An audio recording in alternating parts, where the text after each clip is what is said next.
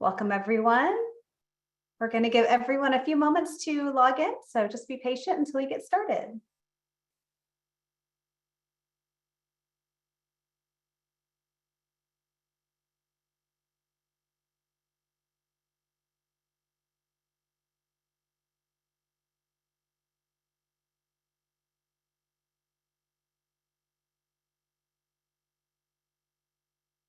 As you do come in, go ahead and enter your name, where you're joining us from, your organization, your school. We'd love to hear a little bit about you.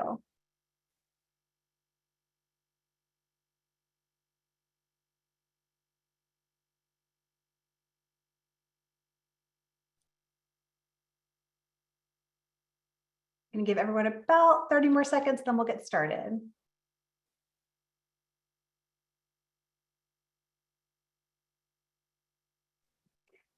Hi, Leslie, welcome. Happy to have you join us. Hi, Alexandra, good to have you.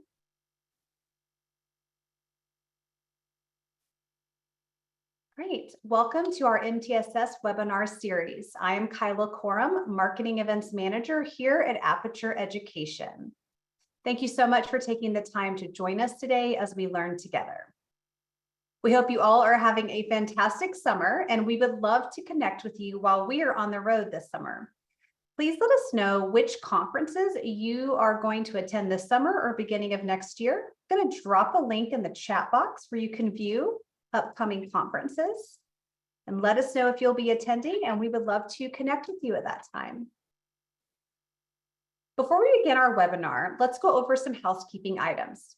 This webinar is being recorded, and everyone will receive a copy of the recording at the end of the presentation to review or share with your colleagues. Dr. Lisa Micou will also provide all of the resources from today's webinar in our post-event email. If you're having trouble seeing the screen, you should first exit the full screen view. If you still can't see the slides, you can double click on the small box at the top middle of your screen, and it should bring up the slide deck. For this presentation, we recommend that you select Speaker View at the top of your screen. You should also see 4 functions at the bottom. We will utilize the chat box throughout today's session. The chat box can be used to provide answers to Lisa's questions and engage with each other. We are using the Q&A feature for all questions. Please add any questions to the Q&A box and not the chat. We will answer all questions at the end of the presentation. Finally, the raise hand function. This feature can be used if there are any tech issues. If you raise your hand, I will reach out to you privately and assist. All right, leading our webinar today is Dr. Lisa Micou. Dr. Micou is a partnership manager at Aperture Education and comes to us today with a wealth of expertise from several different roles within the education space. Lisa, welcome. Take it away. Thank you, Kyla. It is so awesome to be engaging with some of you again and some of you for the first time. We spent the last 2 sessions exploring different components of the MTSS framework and how it can help us to solve seemingly intractable problems in education. In April, we focused on using that decision-making framework to more comprehensively understand the learning loss that we've seen from students post-pandemic. In May, we took time to analyze different types of data you can use within that framework, what information that data point can give, and what questions you can answer with it. Today, we're going to focus in on the universal level, how we engage students and staff and meet their social-emotional needs to foster engagement and increase the impact of instruction.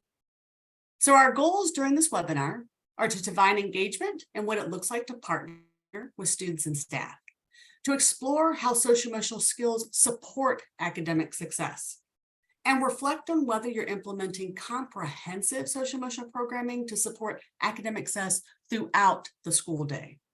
So let's start with a welcoming routine, a reflection to get us thinking. Take a moment and picture the students in your district or school. If you can, focus on one student in particular who's had difficulty fully engaging in school. Just take a moment and think.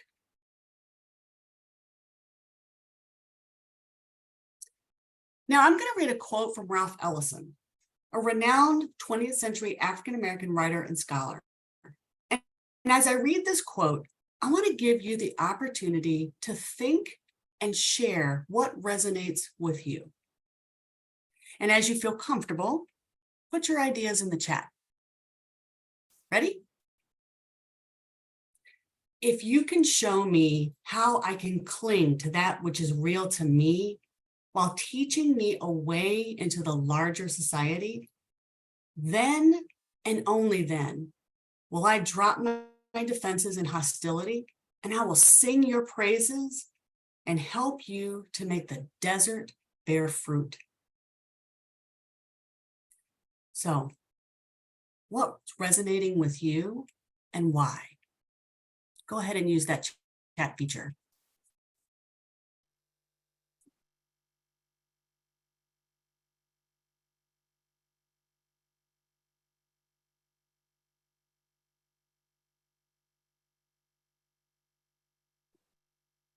Yeah, thank you, Leslie.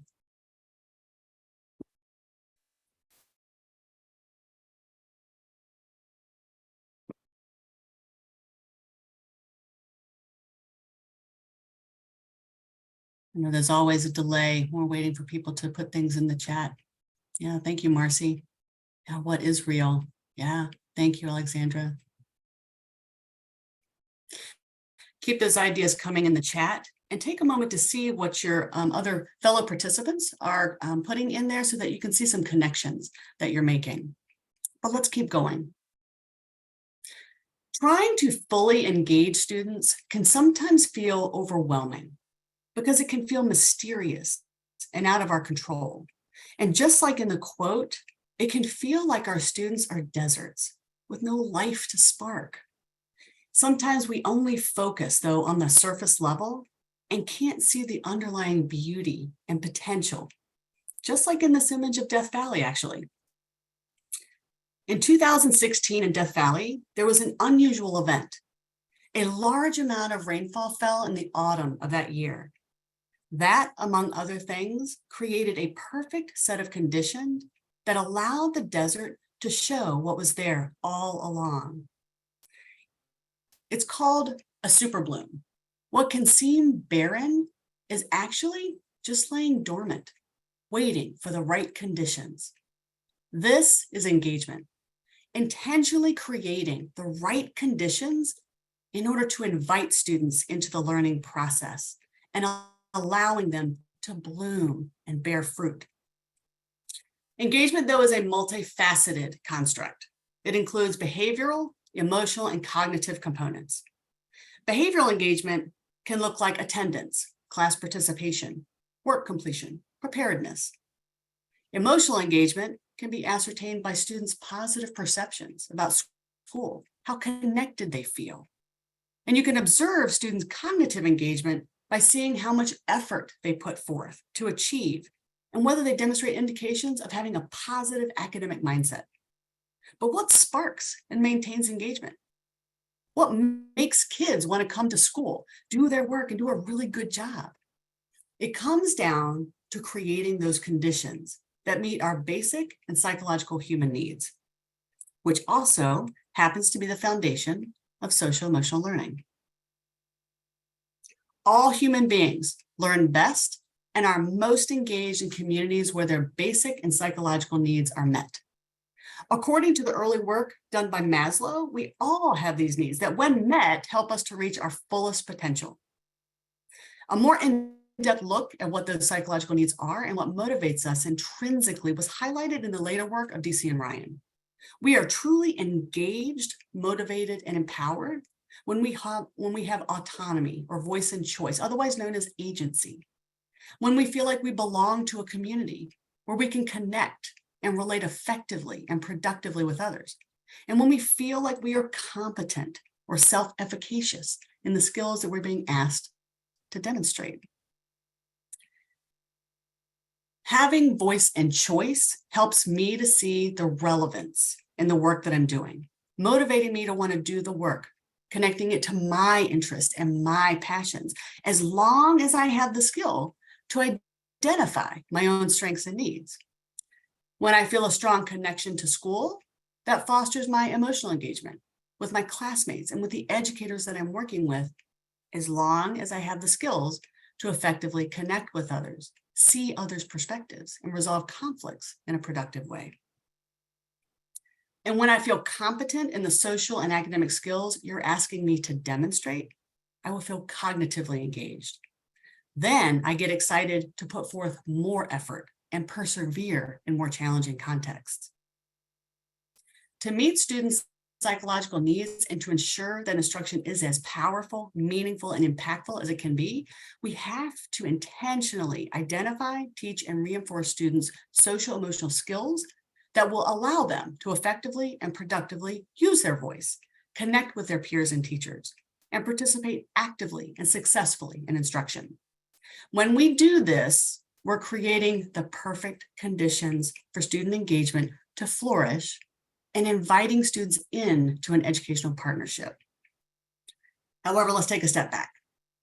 We tend to focus on students when we think of engagement and forget that in order to engage students, you have to first engage your staff. Transformative educational leaders know that these are the people who are doing the work. So we need to attend to their basic and psychological needs first. So many districts ask about how to build buy-in with staff, especially when you're implementing culture change like SEL.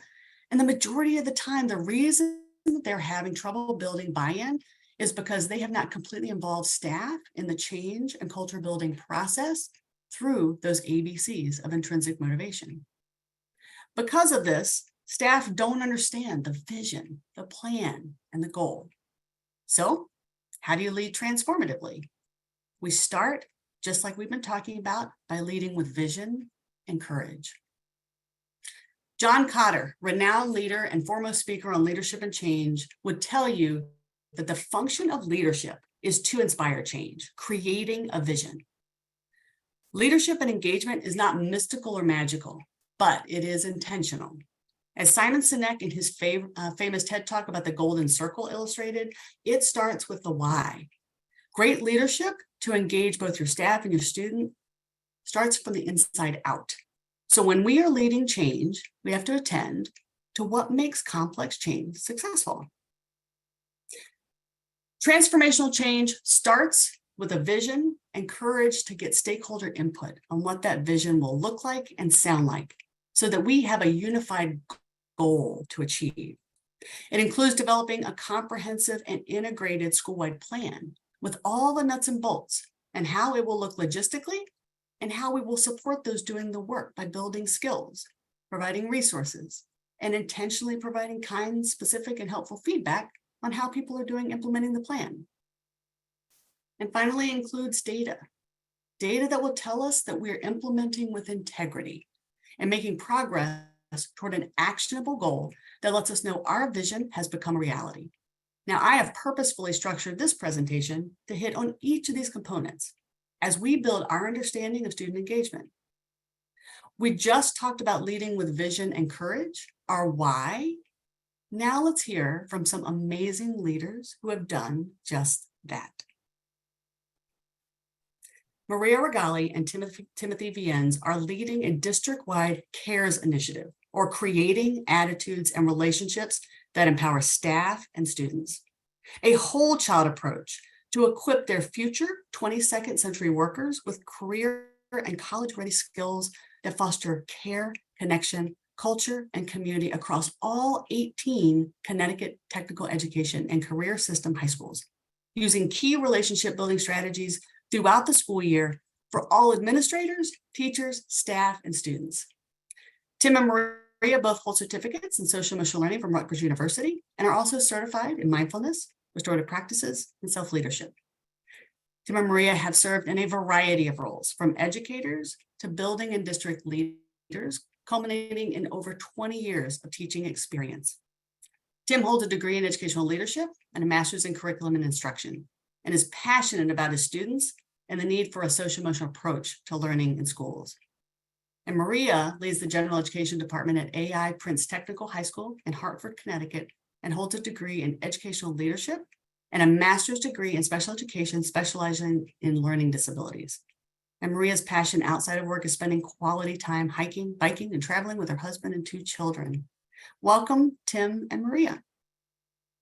Thank you. Hi, everybody. Awesome. Well, guys, tell us a little about CTEX and your vision. So just a little bit about the CTEX, the district, the Connecticut Technical Educator and Career System. It's the largest system in our state. We service roughly about just over 11,000 students, 9 through 12, and another 6,000 adult learners. And we employ, teacher-wise, we have just under 2,000 staff members across our 18 schools in the state of Connecticut. And so, you know, we're a big district, a lot of moving parts, and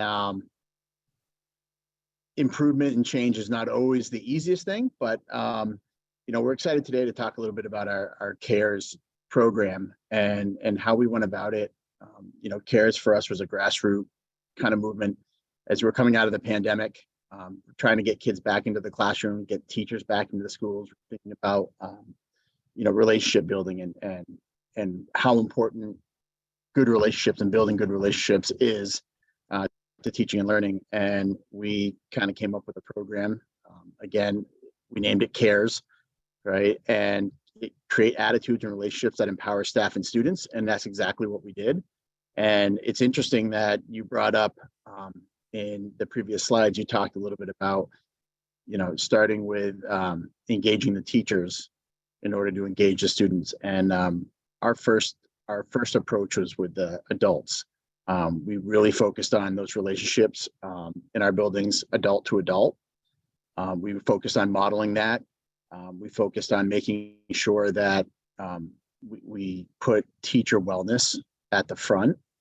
And that was our first year. And then we moved from that point. Once we modeled and we were successful with the relationship building with our staff and our adults, we then transformed and came at it from the perspective of now bringing it from staff to students. And I mean, you can see the slide that's up there right now. You know, our why was to build and support positive relationships. You know, we wanted to build those positive relationships because if we could do that, we would have healthy and happy teachers and students and parents and administrators. We wanted to figure out a way to create safe schools, and good, positive, supportive relationships help to do that. We want to engage our communities, our students. That happens with relationships. We wanted everybody to be connected. And so we started with those relationships, and you know, we're still working at it today, but we've had a lot of wins, and it's now kind of become the language of our district.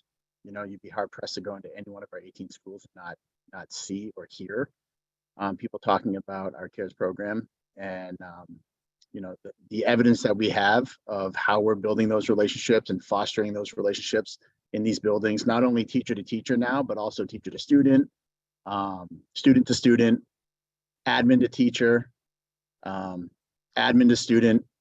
And then, you know, as we continue along this process, is to have all stakeholders and whole school community. Yeah.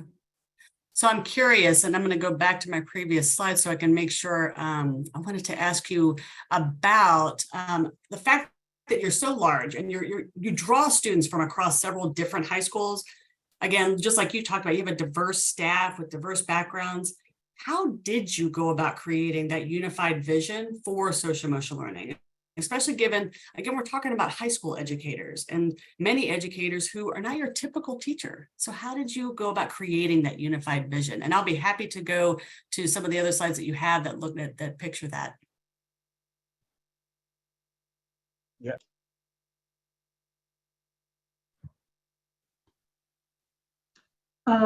So really our recipe for success when it comes to getting that buy-in was we made it as easy for the teachers to use as possible. We made sure it was authentic. We made sure it was real.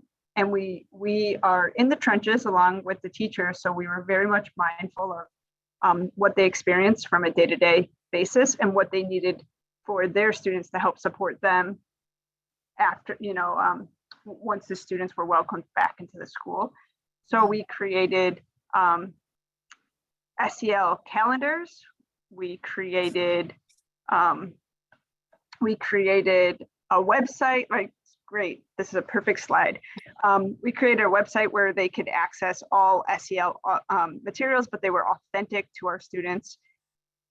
We created challenges that our schools competed in, and they would have to do 30 days of carrying acts, or how many days we had in our challenges. And they would show evidence of how they were empowering their staff and students. And,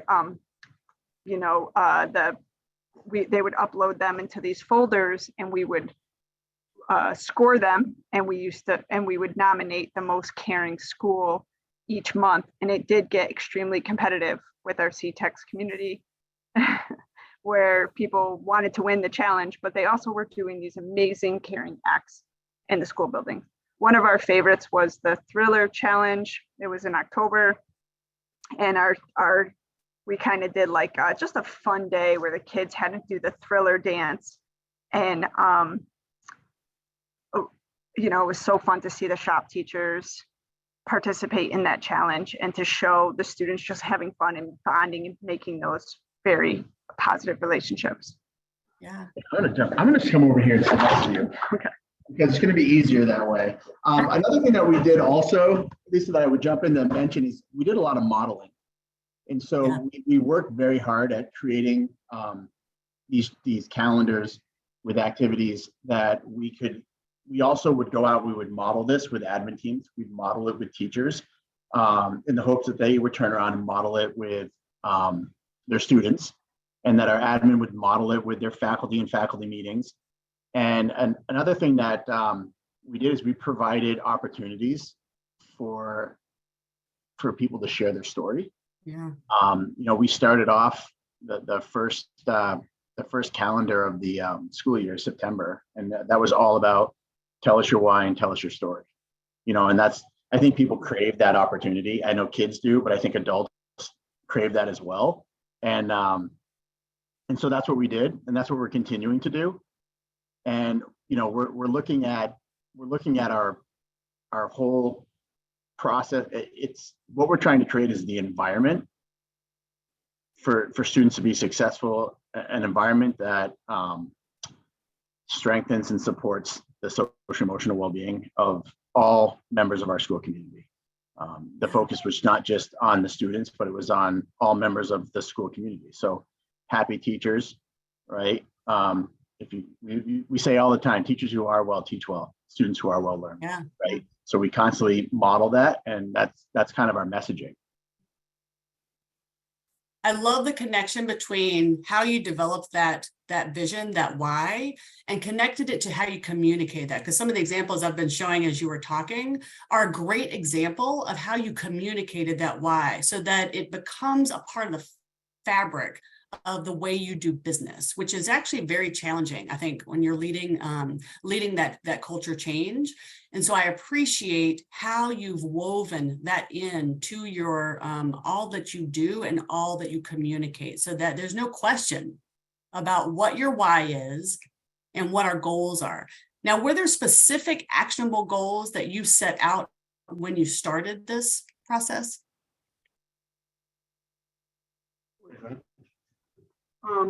Our goal was that our teachers were going to build these authentic connections with students and get them to, open up and connect after they were behind the screen for so long. So that was our first original why.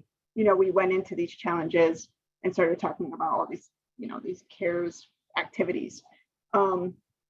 So that was our big whys. We wanted our students to have a sense of belonging, to feel connected to the school community, to want to be in school when they had the choice to stay home and learn remotely. And then it turned into, this is just the way we do business, Lisa, as you were saying, this is who we are, and we're a caring community, and our kids, our students with the Aperture 8, right, that they'll possess all of those skills when they're entering the 21st century workforce. Yeah. That's awesome. I'm excited to dig into this even more when we get to the part where we're actually going to be leading, or not we, you guys are going to be leading one of the activities that you have for your administrators and for your teachers. But let's give people an opportunity to do a little bit of reflection now that they've heard about how that looks in terms of the why. So I'm going to go ahead and have people get a little bit of an opportunity to really start to think what this can look like, kind of the nuts and bolts. So now we're going to focus on building that integrated school-wide plan, the how. So once you've established the vision, what does it look like in day-to-day practice to foster engagement through social-emotional skill building? Transformative leaders know that successful change must be accomplished through that integrated school-wide approach. How do we approach all things with that vision in mind? So given our limited time frame today, we're going to focus on instruction in the classroom. So let's start with a little self-assessment from CASEL of what you might see in a classroom. With this self-assessment, we're going to zoom in on how it looks to integrate social-emotional learning throughout the instructional day, to interweave skill building rather than it being one more thing. And in all transparency, whether we are aware of it or not, we teach social and emotional skills all day long. The question is, do you teach them intentionally or haphazardly? So use the QR code on the screen or use the link that Kyla has just put in the chat to access that self-assessment. I want you to think about your district or school, and based on the markers of SEL in the classroom, identify one strength and one growth opportunity. I'll give you about a minute. I'll play some lovely upbeat music.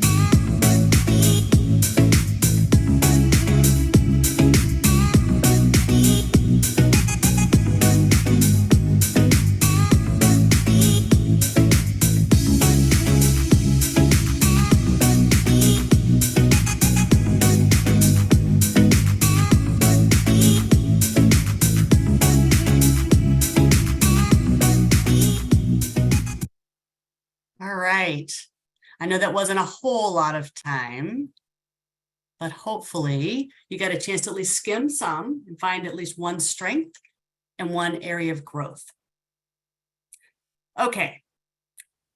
So now that you have some idea of a strength and a growth opportunity in mind, there are three overarching concepts that we can keep top of mind when planning for instruction that integrate social-emotional skill building. And these are fostering academic mindsets, aligning academic standards with social-emotional skills, and using interactive pedagogy and elevating student voice. Hold on one second. My screen has decided to be funny. All right, there we go. Academic mindset stems from the work of Carol Dweck on growth versus fixed mindsets. They are a set of 4 beliefs that influence how we arrive as learners in an educational space that stem from our physiological needs and guide our learning strategies and habits in order to gain the most impact from instruction. They help us identify who we are as learners, what our strengths are, the relevance and meaning we see in the instruction, and how we can purposefully contribute to our own growth and to the class community. And these beliefs, when fostered, help to create an environment conducive to perseverance and grit. This mindset is fostered by intentionally meeting our students' psychological needs of autonomy, belongingness, and competence. Again, those ABCs of engagement and motivation. So let's take a look at what those beliefs could look like in practice as social-emotional skills. Today, I'm pulling skills from the new DESA Middle School Edition Student Self-Report, as well as strategies from the Aperture system that'll be available in the fall. Developing a community of belongingness can look like students getting along with different types of people in their class or school, and taking intentional steps to make their class a place where everyone can learn. And this belief is readily supported through welcoming strategies, such as the use of proactive circles and team building activities. Believing that you can change your abilities with effort may look like independently asking questions, other than, I don't get it, right? I've heard that before. When learning new things or listening to feedback for improvement. This is readily supported with purposeful strategies associated with reflection and feedback. Believing you can succeed can look like being able to identify your own strengths and the ability to overcome challenges. This belief is fostered through strategies that help students see their strengths and providing them opportunities to set goals and identify actionable steps to achieve those goals. Finally, believing that the work you're being asked to do is relevant and valuable to you may look like being able to first describe the things that matter most to you and believing that your individual contributions matter. And this can be accomplished by providing opportunities for that voice and choice so students can explore who they are and what's important to them. Now, what's really challenging, though, is asking educators to foster these academic mindsets without giving them any resources to do that. You have to have a store of resources to draw from in order to intentionally grow and improve. Now let's explore what it can look like to align academic standards with social-emotional skills. If you've worked in a classroom before, you know that academic data do not give a full picture of a student. You may have a student who scores above grade level, but doesn't participate in class. Or you may have a student who scores below grade level, yet is actively engaged in every lesson. Our goal is to engage the whole child in learning and invite them into that partnership. But how can we plan to master academic standards without considering the social-emotional skills our students will need to be successful during instruction? Look at these sample 3rd through 8th grade English language arts standards for Massachusetts. The first standard requires students to come to discussions having read or studied required material, draw on that preparation and other information known about the topic to explore ideas under discussion. In order to do that, students need to be able to do things like take an active role in learning, give an opinion when asked, respect another person's opinion. To allow students practice of those skills, you might intentionally plan to include engaging strategies that allow students to collaboratively construct thinking, such as using a think, pair, share, a round table, or a jigsaw during the lesson. Take a moment to look at either the 2nd or 3rd standard that I have on the screen and the social-emotional skills that might support mastery of those standards. And I want you to think about instructional practices that could be used to allow practice of those social-emotional skills and productively target those ELA standards. Take a moment and read and think.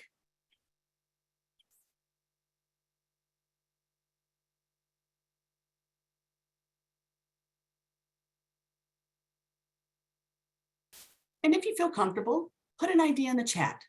What is an instructional practice that you might intentionally plan for that, again, would get at those social-emotional skills and also target those standards?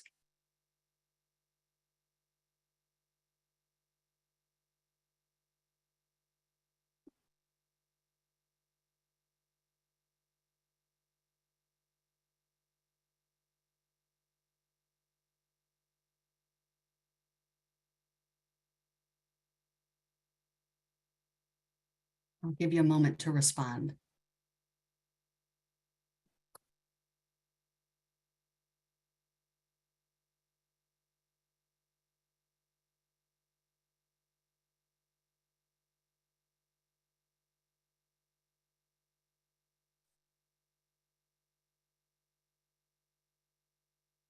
So as you're thinking about those practices, I want you to be mindful of the fact that being intentional in identifying the skills that students need to be successful academically will exponentially bolster the impact of instruction, making it more likely that students will master academic standards while also naturally and seamlessly weaving in practice of social-emotional skills, simply by intentionally using best practices of instruction.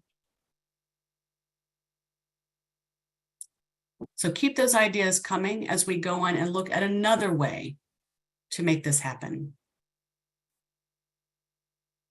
Another way to align academic standards with social-emotional skills is through learning targets. The purpose of effective learning targets is to define what students are learning, clarify why students are learning it, providing a language for metacognition, and ultimately allowing for practice of social-emotional skills. When we clarify why students are learning the content, we are helping students find relevance and meaning to the content and through their own lived experience. Reflection on mastery of those learning targets builds in persistence and perseverance because I can identify where I am in the learning process and where I need to go next.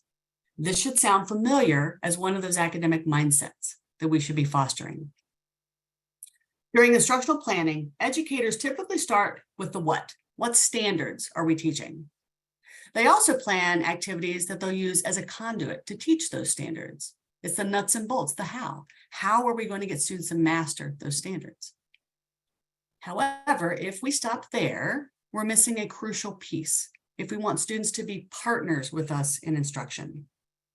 As students are mastering standards and engaging in those activities, what social emotional skills are they going to need to intentionally grow their knowledge and interact effectively with each other in the process of learning?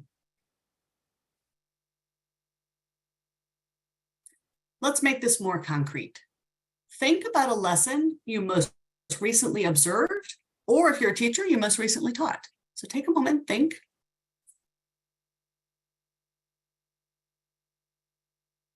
What social emotional skills did students need to demonstrate in order to be successful with that lesson? I've given you some sample skills from 3 different competencies from the teacher version of the DESA to get your thinking started. I'll give you about 30 seconds to jot down some ideas. And again, if you're comfortable, share your thinking in the chat.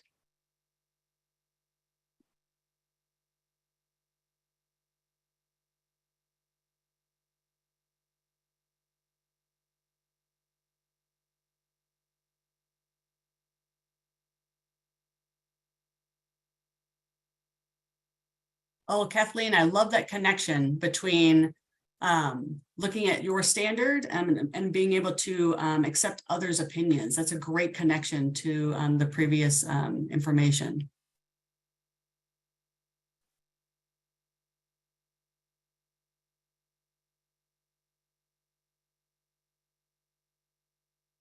So again, what social emotional skills did students need to be successful with that lesson you most recently observed or taught?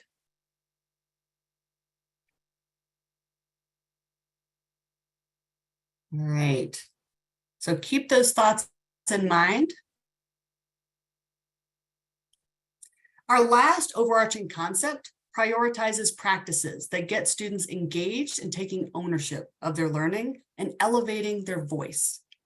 Whatever practices we use, the goal is to create opportunities for students to be engaged and interactive in the learning process, for students to become leaders of their own learning. Interactive pedagogy has more to do with how we invite students into learning and facilitate their journey rather than direct it. We might think about using engaging strategies, such as cooperative structures, like we've already talked about. But we can also think about using nuanced strategies of facilitation, like using open-ended questions, and then giving intentional wait time for students to process information and develop thoughtful responses. We use questions to foster deeper learning and to encourage student-to-student conversation. Elevating student voice is more than simply asking students their opinions or feelings. It's about tapping into their agency so that they can see a direct impact of their effort, fostering that belief that when they put forth more effort, they can positively impact their growth, contributing to their own success. Self-efficacy is a crucial component to optimistic thinking. which is a necessary skill to build resilience in our students as independent learners. On the screen is a resource from the American Institutes of Research that highlight 10 high leverage instructional practices, as well as a continuum of student voice. But now that we've explored different ways to weave social emotional skill building into instruction, again, let's return to Maria and Tim to find out more about their experience. All right, so Maria and Tim, how have you guys integrated social emotional learning into the instructional day in your unique setting?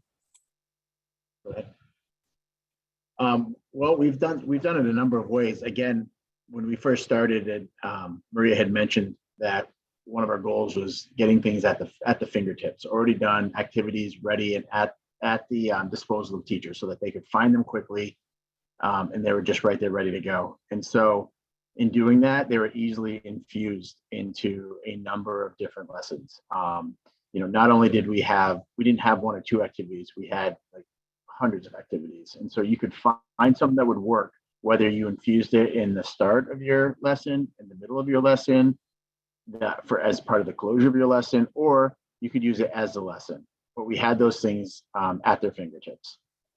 Yeah.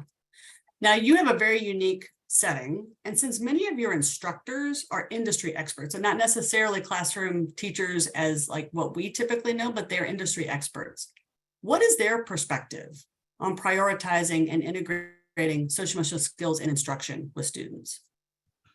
Our trade instructors think that it's so important that our students are graduating with those competencies of just making sure that they are, that they're self-aware, that they're responsible, that they have these decision-making skills. So they fully support our resources that we're sharing with them because they know that the industry is looking for these core skills.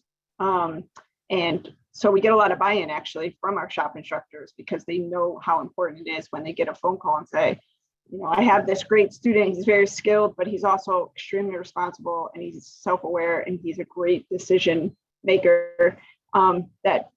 That's what's getting our kids in the industries and getting hired, and that's making them extremely successful.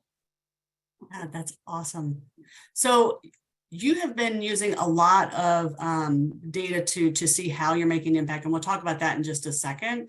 But what is your next step for growth? Since you've put so many things in place, what are you seeing as your next step? Our next step, and we were just actually talking about it today, we have a lot of next steps. So you have to think about, like, for the district, right, what's the next step? And for us, we want to start really getting on the empower piece.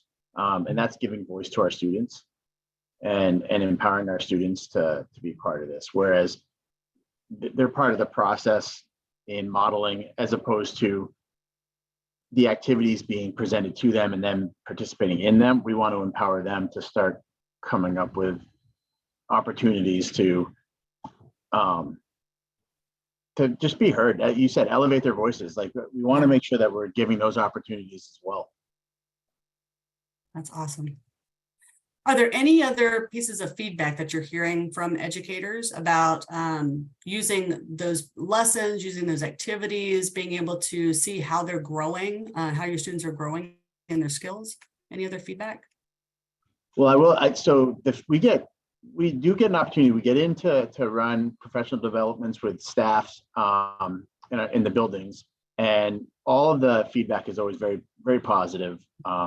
We try to drive the happy, bring back the fun. So we get a lot of good feedback there. Teachers love the fact that it's kind of at their fingertip. We work real hard to make them authentic. We work hard to gear them towards our district, towards the trade areas. We're constantly reminding everybody that industry today, they not only want a skilled worker, but they want a well-rounded person. They want somebody who is self-aware, who has social awareness, that's a good decision maker, it's respectful. And so, we get a lot of positive feedback, and you begin to hear people using it as part of their language. C.A.R.E.S comes up all the time. Well, what's the C.A.R.E.S activity? Oh, we did that C.A.R.E.S activity. And we've had teachers share with us their testimonials that some of the activities that they've done were the greatest part of their teaching this year, right? Because they get to know their kids on such a different level. You know, sometimes I think it's easy that we forget about that, right? We start, the school year takes off, you know, and with all the other responsibilities that teachers sometimes have kind of forced upon them, or that's part of the job, sometimes maybe they forget about taking those opportunities or feeling that they can take those opportunities to have fun, foster the relationship, go a little bit deeper than just, oh, hey, I know your name and I know what town you're from. And so I think we've given them that time. So we gave teachers time and space, and they've really appreciated that part of it too. That's awesome. So we've heard a lot about the CARES program. So now we're going to actually zoom in and give people an opportunity to experience a CARES activity. So I've asked Maria and Tim to lead us through one of their CARES activities. And as we participate, I want you to think back to those SEL skills I mentioned previously and think, what social emotional skills are you using to be successful with this activity? All right, Maria and Tim, should I go to the next slide? Yes, please. Awesome. So this is one of our favorites. We've done this with staff and students. It's called the values activity. And what we'd like you to do, if you're sitting in a location where you could write something or type something on your phone, values activity, you're going to write your name and then you're going to match up your core values. So you're going to look at this list that we have, and you can take your first name, last name, nickname, initials, and you're going to write down, depending on how long your name is, your core values. So as you can see in this template, we love Dwight from The Office. And Dwight, you know, this is one of his funny ones where he's like determined, worker, intense, good worker. So you're going to just take a moment and see what you come up with based on your values. And this also plays into Lisa's why. Remember, our core values definitely impact our why each and every day. And I'll jump in just real quick. So when we do this activity, a lot of times we've done this activity with staff, students, and admin teams. And when we do it with admin teams, you really get on, and our staff, we get on the why part of it, because if you can identify your values, that's going to help you identify your why and what's important. And we always remind everybody that there aren't a lot of things that people will forego promotions and money for in their career fields. But the one thing that data and that research has shown that people will forego money and steps and promotions is when their why and values are compatible or in alignment with the organization for which they work. We always say to our admin teams, remind them that a lot of times if you've got people who are struggling, you can probably tie it back to the fact that their why doesn't match yours, or their values do not align or are not compatible. And I always remind everybody, they don't have to match 100%, but your values need to be compatible. And so this is a great activity. Plus it's a fun activity to do with kids.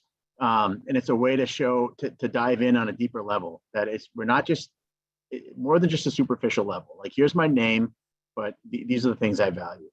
And there's a lot of things you can do with that. Thank you, Maria and Tim. And I'm going to toggle back to this values page so that people can still have some examples.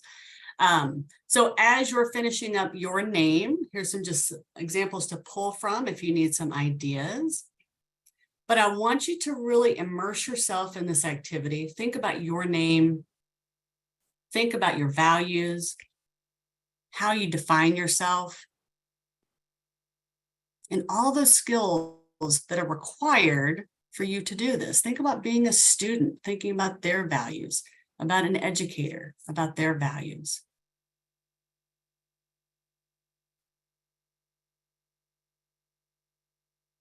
So again, let's make this concrete.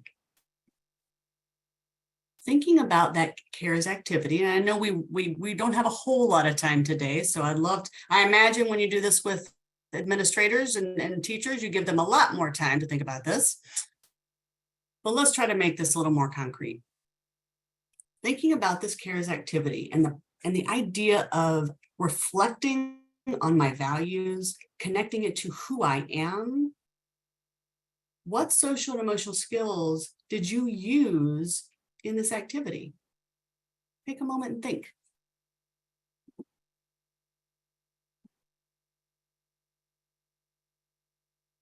And again, if you're comfortable, share your thinking in the chat.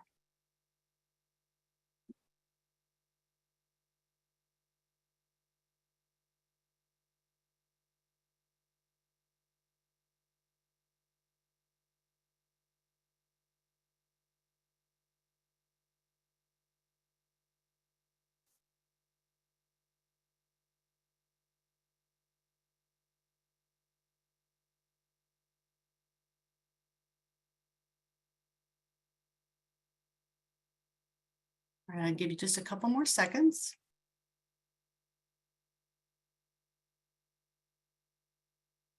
Yeah. I bet you see a lot of decision-making and relationship skills in that process, Maria. Thank you. All right. So we've gone through a lot of that transformative leadership.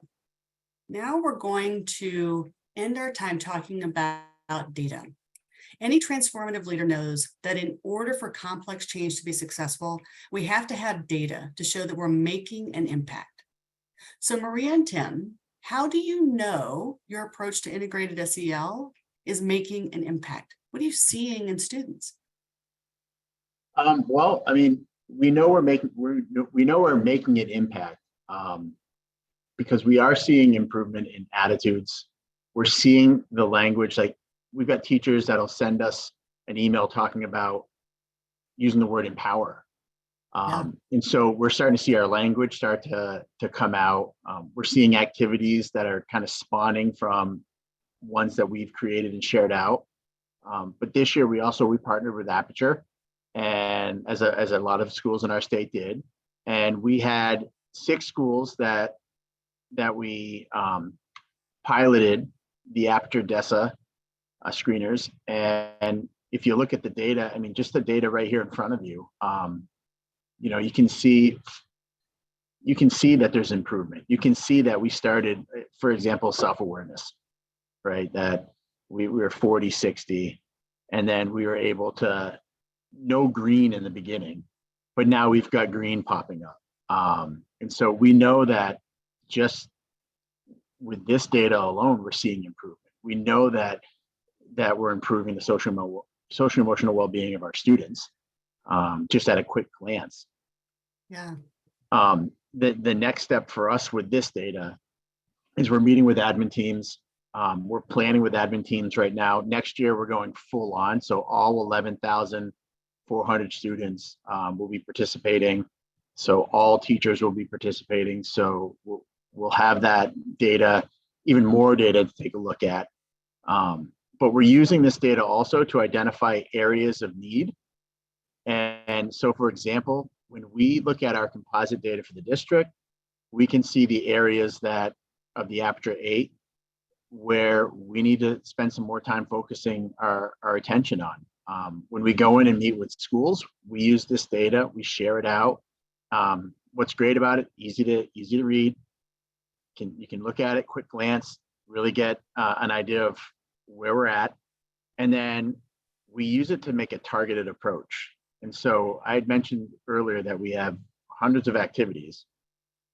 We have hundreds of activities that are aligned to the CASEL standards, to the Aperture 8. And so what we do is, if we have a school, for example, that decision-making, they're scoring low in decision-making, then we can come in and we can work with the school and the admin team to come up with a plan for how we're going to improve decision-making and what we're going to do and what we're going to infuse in the classroom to support improvement and empower students with opportunities to improve their decision-making.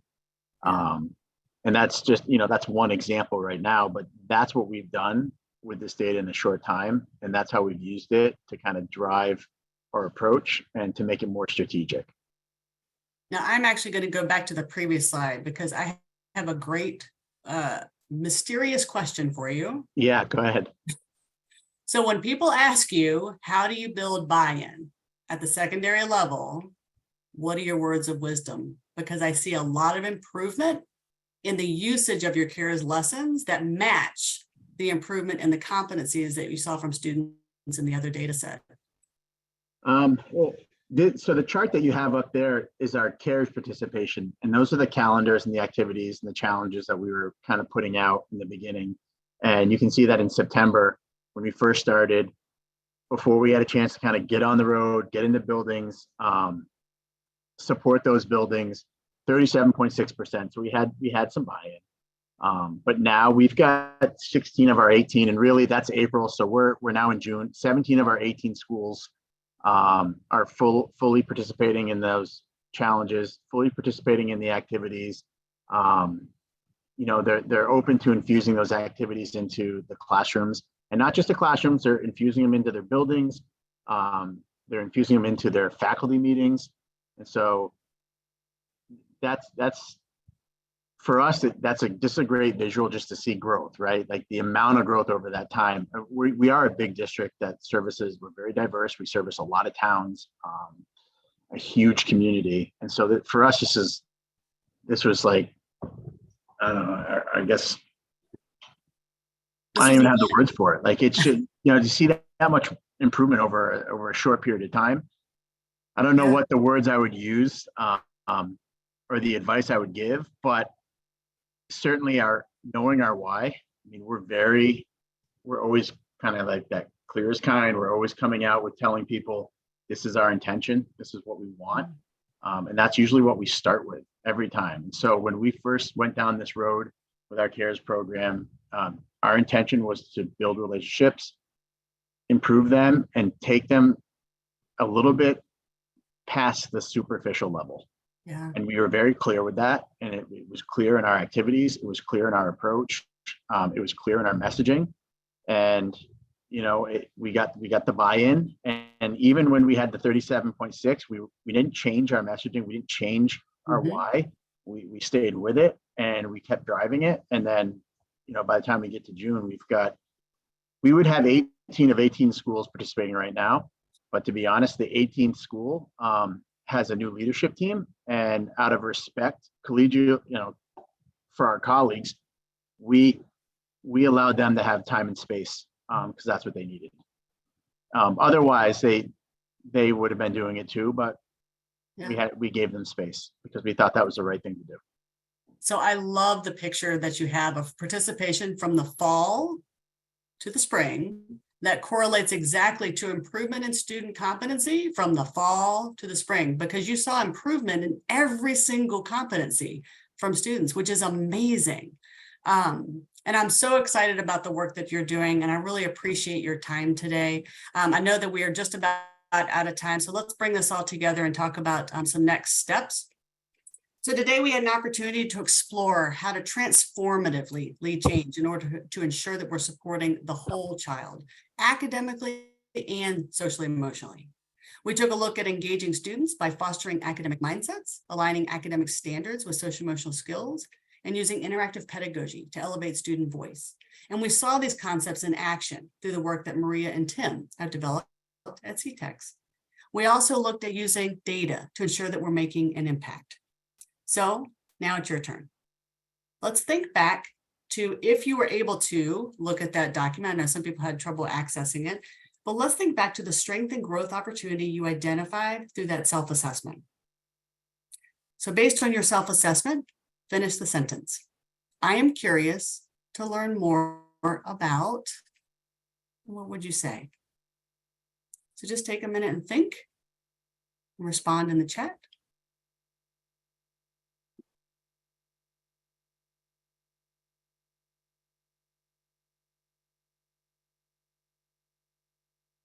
And just like we talked about giving students more voice, we want to make sure we give you more voice.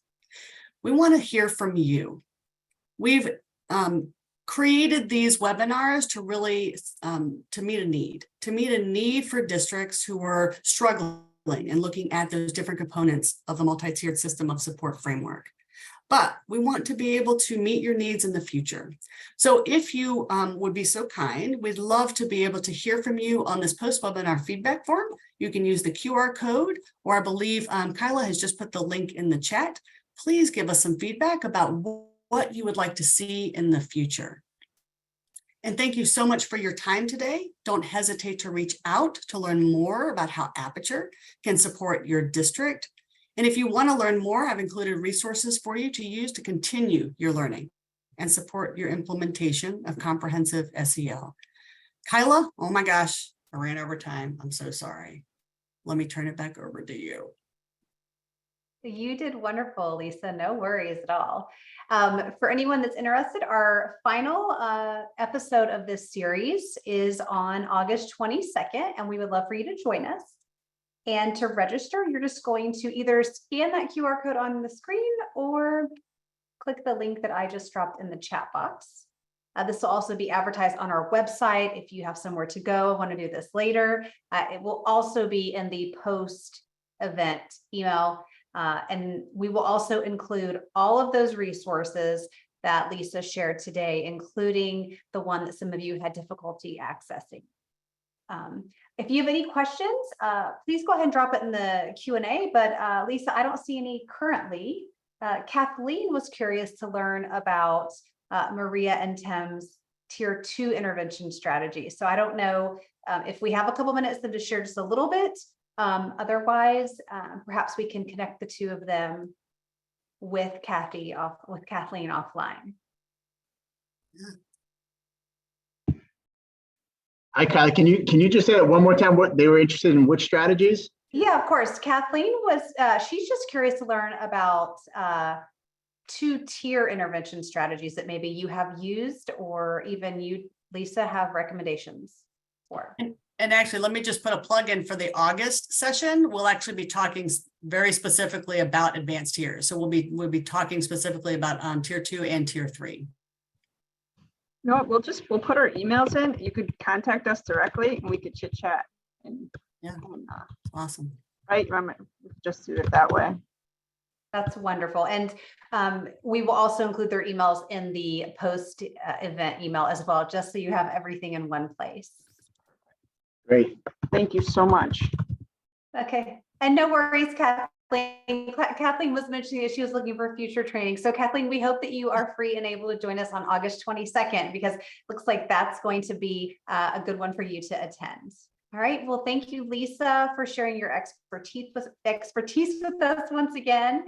We appreciate you sharing your SEL journey with us, Maria and Tim. And thank you, attendees, for joining us today.